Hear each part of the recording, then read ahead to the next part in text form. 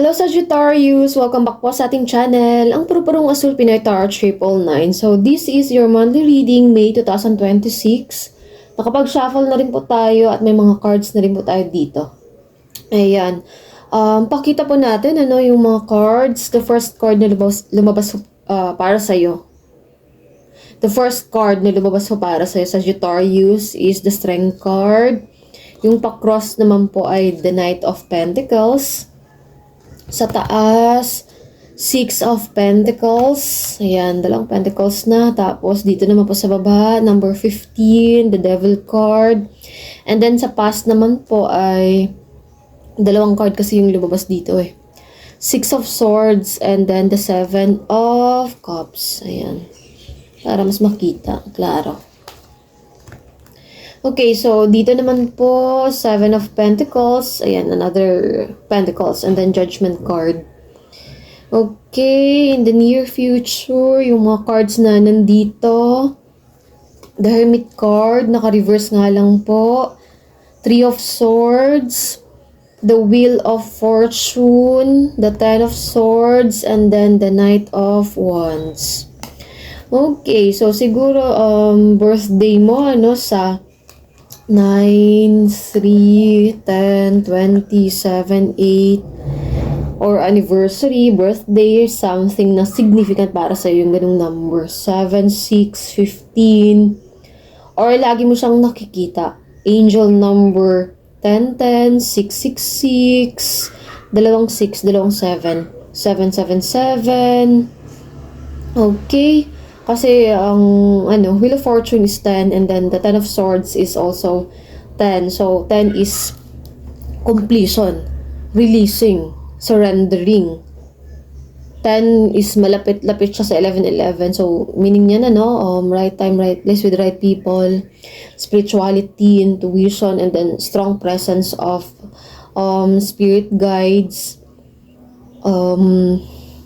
And then also yung 7-7 naman po ay lucky number. Okay, so pinaka-prominent dito na marami pong mga pentacles. So busy sa pang-pinansyal sa kaperahan. Alam mo, Sagittarius, bago po tayo nag-start sa reading na ito, sa habang nagsha-shuffle po ako ng cards, parang yung energy mo, medyo distracted, sa totoo lang. Ito yung mga ginagawa mo, maganda yung flow, mabilis, dire-diretso, wala naman pong problema. Alam mo yung mga ginagawa mo, yung mga next step, ganun. Tapos marami ka pong mga nagawa, bago lang. And then, all of a sudden, out of nowhere lang talaga na bigla pong distracted. Nawala yung focus mo, Sagittarius. Siguro may tinignan lang sandali sa cellphone, tapos wala na, isang oras nang nasa cellphone, babad sa cellphone, babad sa mga videos. 2 oras na palang di mo siya, nagawa. So, careful, Sagittarius, kung ano man po ito. Yung sa schedule mo, dapat yun pa rin po para matapos na, 'di ba? Okay, so distracted yung Sagittarius. Siguro pinag-iisipan mo din yung next vacation. Sana all. Nagpaplano ka, next travel, road trip mo. Kaya siguro distracted ka din, Sagittarius. Kasi minamadali, binibilisan, siguro may deadline din, ganun, tapos kailangan ng i-submit. And then, yun na nga, parang distracted ngayon. So, hindi rin siya, hindi ka rin pwedeng umalis, kung marami pang naiwan na trabaho. Hindi ka pwedeng umalis kung meron pang natitira, 'di ba? Ayan. Okay, so yun na nga, Strength card, yung pa-cross naman po ay the Knight of Pentacles. You're showing courage, bravery, parang unrealistic yung narinig ko unrealistic, extraordinary yung mga ginagawa mo. Ikaw lang po nakakagawa po ng mga ganung bagay, Sagittarius. Saan lang natin yung yung bintana, yan, nalabas na yung Okay, so out of nowhere, wala sa mga cards, may pakaramdam ako dito para sa'yo, Sagittarius, na may tao pong nagsaspy sa'yo. Na may tao po laging nakaantabay, naka-update. May tao dito na binabantayan ang bawat kilos mo. Sagittarius, yun yung nararamdaman ko dito. Okay, may spy dito, may marites, chismosa sa mga ginagawa mo. Makulit din po ang taong ito. Oo, so careful kung kaibigan man po ito, katrabaho, ganun, kakilala. Pero parang malapit-lapit sa'yo, pero pakiramdam ko, kilala mo naman, nararamdaman mo naman po ang taong ito. Kasi, nangangamusta, ganito, ganyan, pero hindi talaga maganda yung intensyon ng taong ito sa'yo. Napaka-chismosa, sa totoo lang. Lagi na lang updated sa mga ginagawa mo. Lagi na lang updated, laging nakasilip sa bawat gawain mo. Sagittarius. Devil card, lumabas din, di ba?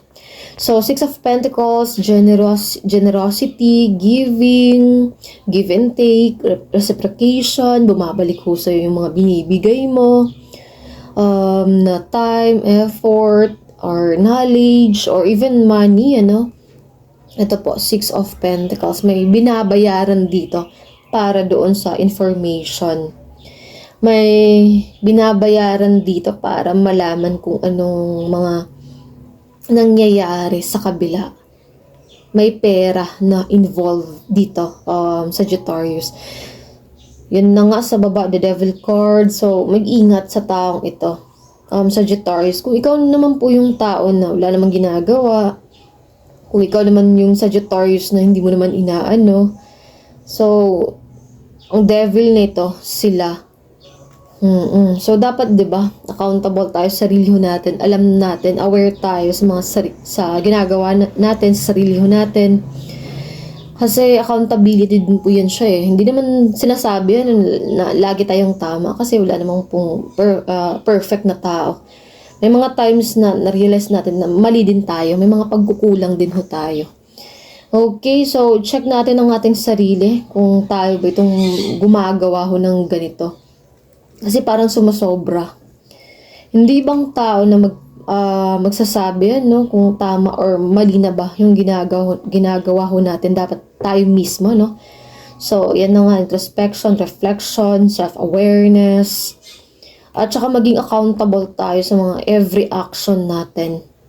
Baka kasi sumobra. Okay, so may mga choices, options, and then kapag ka natapos na, mabilis na lang din yung transition, agad-agad, yun na yung ginagawa mo. Mabilis mong natatapos yung mga trabaho, yung mga gawain mo. Sagittarius. And then, I don't know, kung ikaw ba ito, kasi lumabas itong Three of Swords, masakit kasi magsalita. May mga binitawan na salita. So, careful, Sagittarius, pero feeling ko, may iba kasing tao na masakit magsalita laban sa'yo. Nasaktan ka naman. Okay, heartbreak, painful event, hurtful words, pagsaksak sa puso, nasaktan ng isang tao. Sumusobra na. Inaabuso yung kabaitan ng isang tao. Seven of Pentacles, Judgment card, ano ba? Ayan, nadidigay na naman. Excuse me po. Seven of Pentacles, habaan po ang pagpapasensya, harvesting your abundance, harvesting your prosperity, money, hard work paying off. Patience is a virtue, harvesting time. And then, loosen up. Ito po, Judgment card. Loosen up. Doing things that makes you happy. You will never be this young again, Sagittarius. Do what makes you happy. Okay? You will never be this young again. Do what makes you happy, Sagittarius. Kasi deserve naman, diba? Kapag napakasipag ng isang tao. Mabilisan. Kailangan talaga na mag-recharge. Kailangan ng mag-replenish. Recharge, relaxation. Baga parang dextrose, diba? Kailangan.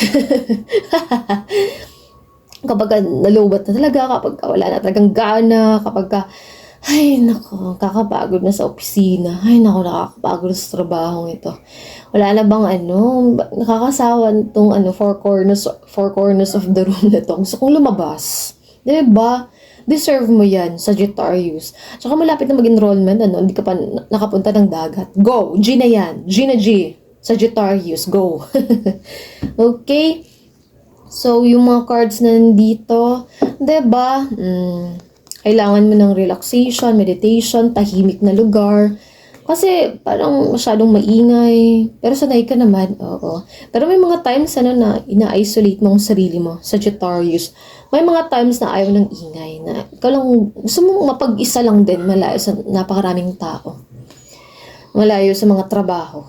Three of Swords, ayan nga, pagsaksak sa dibdib, nasaktan.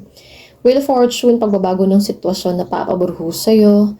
May mga choices, may mga options dito. Ayan, gaganda yung mga pangyayari sa mga susunod pong araw. Gaganda yung mga sitwasyon. Gagaan din yung nararamdaman mo, Sagittarius. Okay, kasi matapos itong mabigat na pasan-pasan, mabigat na responsibilidad. May nangyari talaga na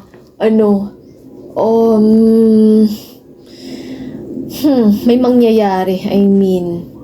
Ito, Sagittarius, careful kasi may betrayal dito. May pagtatraitorhood dito. Pagsaksak mula sa likuran. So, careful, sa mga sasabihin, sa mga gagawin, at saka maging mapanuri sa mga taong nasa paligid. Akala kasi natin, laging nandyan, laging tumatawa sa mga joke natin. Pero yun pala hindi. Napaka-plastic lang din talaga.